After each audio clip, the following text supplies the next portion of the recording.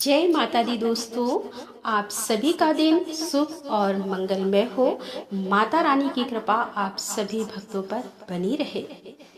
आइए सुनते हैं दुर्गा सप्तशती का 12वां अध्याय। इसमें वर्णन किया गया है देवी चरित्रों के पाठ का महात्म्य।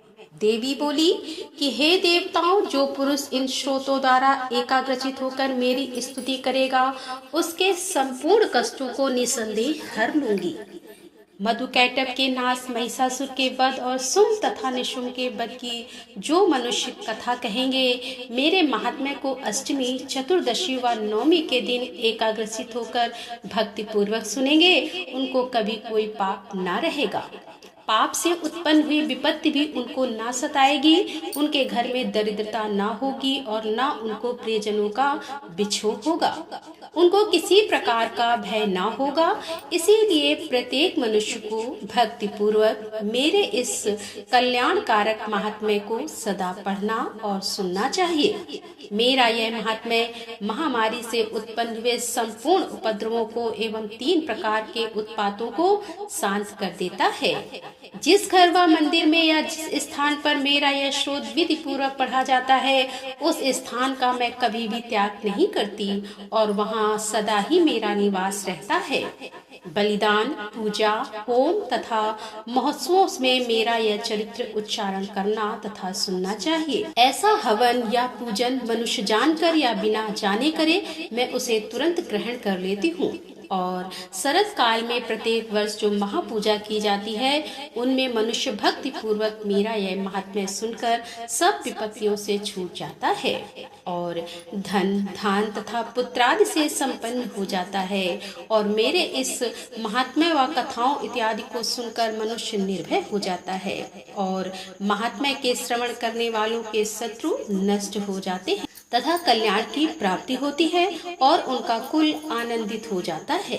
सब कष्ट शांत हो जाते हैं तथा भयंकर स्वप्न दिखाई देना तथा घरेलू दुख इत्यादि सब मिट जाते हैं। बाल ग्रहों में ग्रसित बालकों के लिए यह मेरा महात्म्य परम शांति देने वाला है। मनुष्यों में फूट पड़ने पर यह भली भांति मित्रता करवाने वाला है।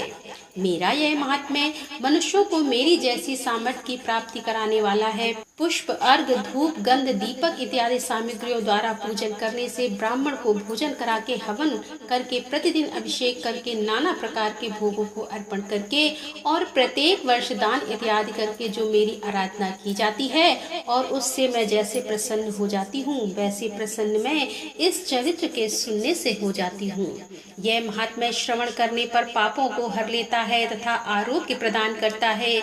मेरे प्रादुर्भाव का कीर्तन दुष्ट प्राणियों में रक्षा करने वाला है, युद्ध में दुष्ट दैत्यों का संहार करने वाला है।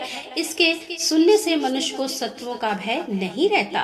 हे देवताओं, तुमने जो मेरी स्तुति की अथवा ब्रह्मा जी ने जो मेरी स्तुति की है, वह मनुष्यों को कल्याणमय बुद्धि प्रदान करने वाली है। मन में सूने मार्ग में अथवा दावा नल से घिर जाने पर, वन में चोरी से घिरा हुआ या शत्रुओं द्वारा पकड़ा हुआ, जंगल में सिंहों से, व्याघ्रों से या जंगली हाथियों द्वारा पीछा किया हुआ, राजा के क्रोध हो जाने पर, मारे जाने के भय से, समुद्र में नाव के डगमगाने पर, भयंकर युद्ध में फंसा होने पर, किसी भी प्रकार की पीड़ा से पीड़ित, घोर बाधाओं से दुखी हुआ मनुष्य मेरे इस चरित्र को स्मरण करने से संकट से मुक्त हो जाता है। मेरे प्रभाव से सिंह, चोर या शत्रु इत्यादि दूर भाग जाते हैं और पास नहीं आते। महर्षि ने कहा कि प्रचंड पराक्रम वाली भगवती चंडिका यूं कहने के पश्चात सब देवताओं को देखते ही देखते अंतर्ध्यान हो गई और संपूर्ण देवता अपने शत्रुओं के मारे जाने पर पहले की तरह यज्ञ भाग का उपभोग करने लगे और उनको अपने अधिकार फिर से प्राप्त हो गए तथा युद्ध में देवताओं के शत्रु शुंभ व निशुंभ के देवी के हाथों मारे जाने बाकी बचे हुए राक्षस पाताल को चले गए।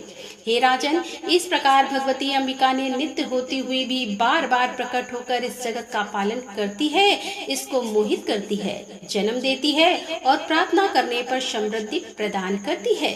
हे राजन, भगवती ही महाप्रलय के समय महामारी का रूप धारण करती है और वही संपूर्ण ब्रह्मांड में व्याप्त है। और वही भगवती समय समय पर महाकाली तथा महामारी का रूप बनाती है और स्वयं अजन्मा होती हुई भी सृष्टि के रूप में प्रकट होती है। वह सनातनी देवी प्राणियों का पालन करती है और वही मनुष्य के अभ्युदय के समय घर में लक्ष्मी रूप बनकर स्थित हो जाती है तथा अभाव के समय दरिद्रता बनकर विनाश का कारण बन जाती है।